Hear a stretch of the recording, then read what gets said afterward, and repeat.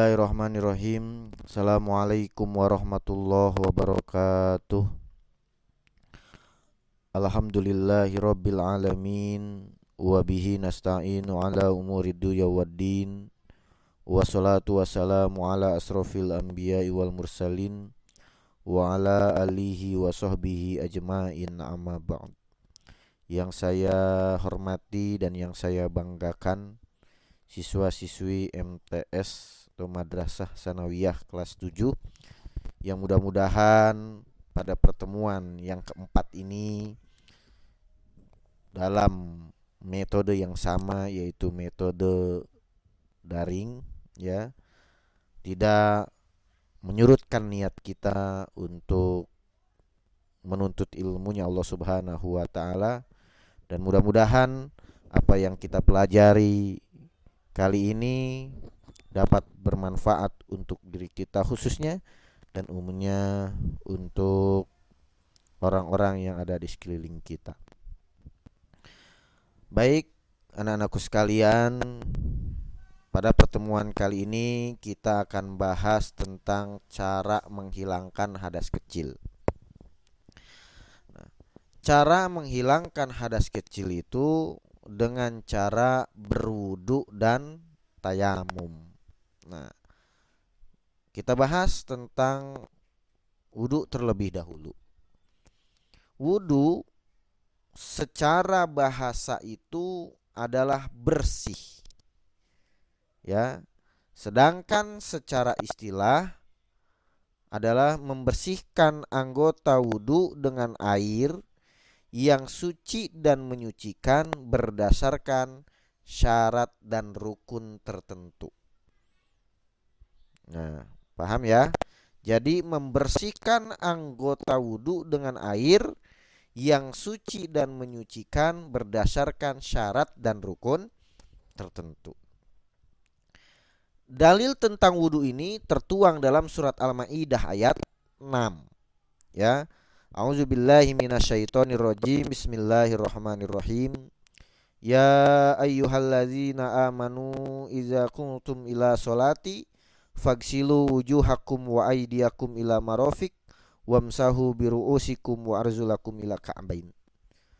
Ya ayyuhalladzina amanu, hai orang-orang yang beriman, idza kuntum ila sholati, apabila engkau hendak melaksanakan sholat, fagsilu wujuhakum, maka basuhlah mukamu, wa aydiyakum ila marafiq, dan kedua tanganmu sampai siku, wamsau biru'usikum, ya, kemudian basuh sebagian kepalamu, wa arzulakum ila ka'bain, dan kedua kakimu sampai mata kaki. Nah, itu adalah dalil tentang wudu. Kemudian kita bahas tentang syarat wudu. Nah, syarat wudu itu ada 5. Yang pertama adalah Islam, ya, beragama Islam. Gak mungkin ya taat, ya, kalau bukan beragama Islam. Yang kedua adalah mumayyiz. Apa itu mumayyiz? Mumayyiz itu adalah dapat membedakan antara yang baik dan yang buruk, ya. Mumayyiz itu dapat membedakan antara yang baik dan yang buruk. Hitam dan putih itu dapat membedakannya.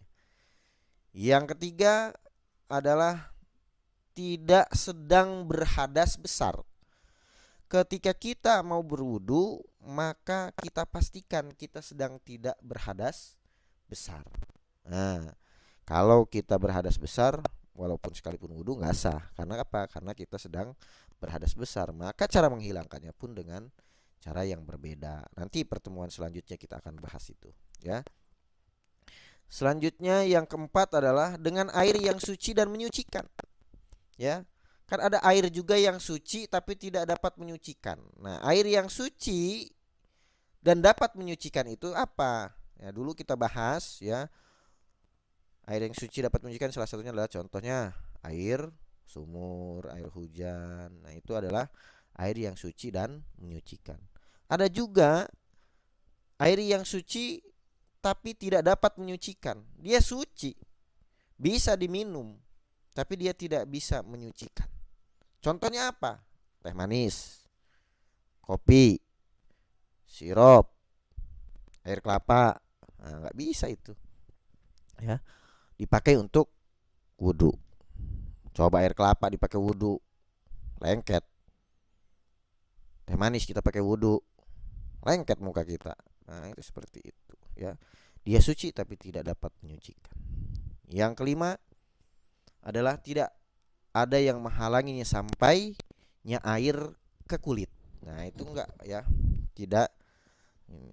Paham sampai sini? Selanjutnya rukun wudhu. Rukun wudhu itu yang pertama adalah niat, ya. Lagi-lagi niat. Inama a'malu bin niat. Yang kedua membasuh muka. Tadi sudah disampaikan, ya. Yang ketiga membasuh kedua tangan. Yang keempat mengusap sebagian kepala, ya. Yang kelima membasuh kaki sampai mata kaki. Yang keenam tertib. Artinya tertib itu adalah berurutan, ya. 1 2 3 4 5 6 enggak boleh. 2 1 4 3 enggak boleh. Tapi 1 2 3 4 5 itu tertib. Nah, kita bahas tentang tayamum. Tayamum secara bahasa itu adalah menuju ke debu.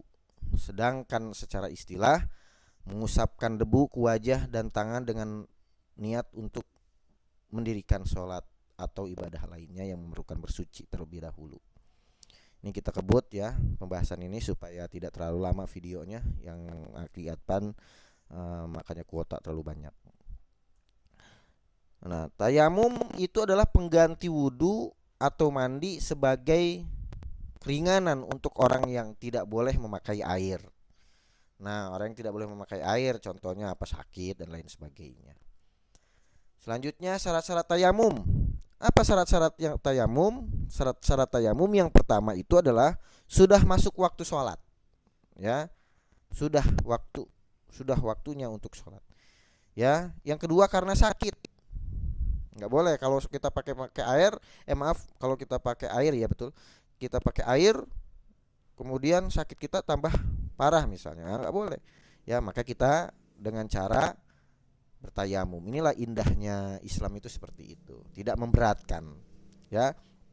Yang ketiga kita bertayamum ini jika airnya tidak ada dan sudah diusahakan mencari air kesana kesini tidak ada air, maka kita boleh tayamum. Yang selanjutnya dengan tanah yang suci dan berdebu. Contoh debu yang ada di tembok seperti ini. Terus menghilangkan najis terlebih dahulu. Selanjutnya menajiskan, ya. Kita hilangkan dulu najisnya yang pada menempel pada tubuh kita, hilangkan dulu baru kita tayamum, ya. Nah, rukun yang tayamum ada 4. Yang pertama niat, yang kedua mengusap muka dengan tanah, yang ketiga mengusap kedua tangan sampai siku, yang keempat adalah tertib. Paham sampai sini, ya? Dan nanti kamu bisa baca slide-nya ini, ya.